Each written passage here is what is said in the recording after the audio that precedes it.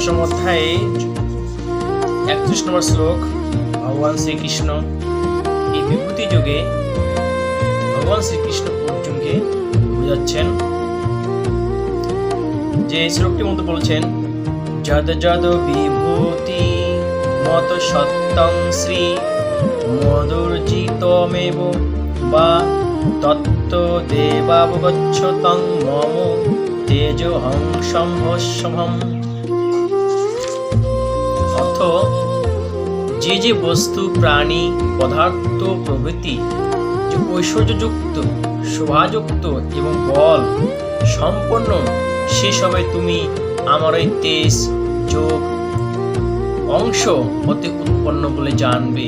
সেসব হচ্ছে আমারই অংশ।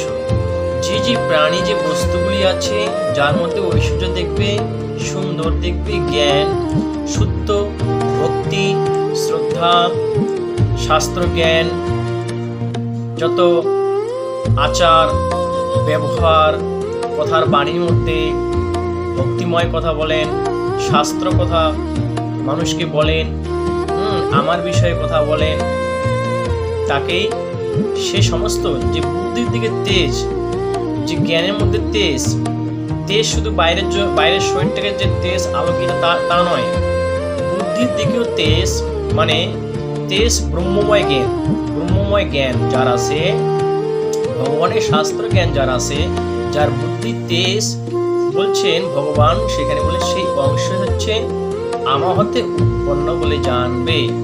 এখানে ভগবান শ্রীকৃষ্ণ বললেন, আবারও বললেন 42 নম্বর শ্লোকে,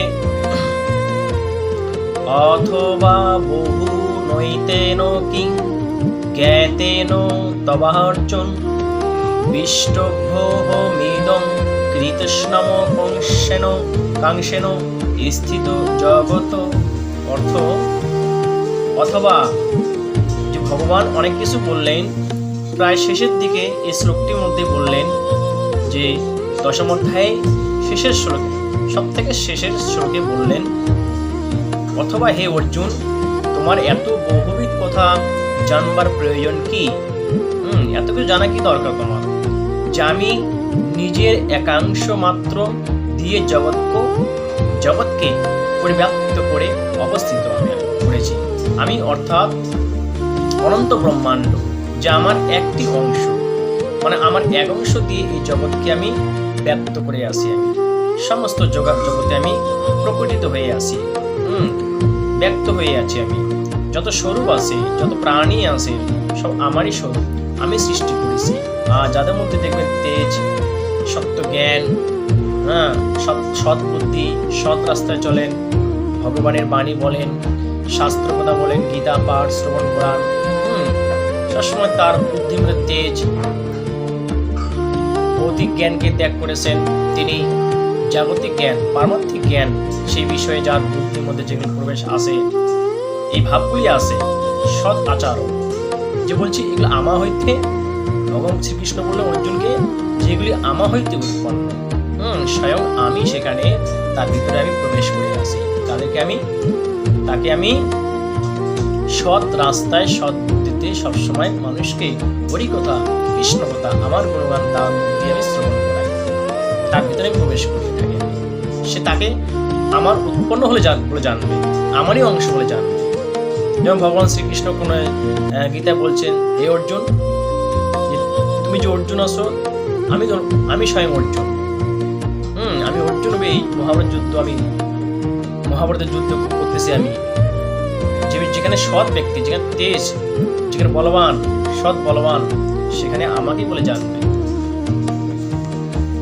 এখানে বললেন যে আমার একটি অংশ দিয়ে এই ব্রহ্মাণ্ডকে আমি পরিব্যাপ্ত করতেছি, যে আমার কোনো এক অংশ মাত্রই বিরাজমান, সমস্ত জগতে যে আমি বিরাজমান, আমার একটি অংশে বিরাজমান।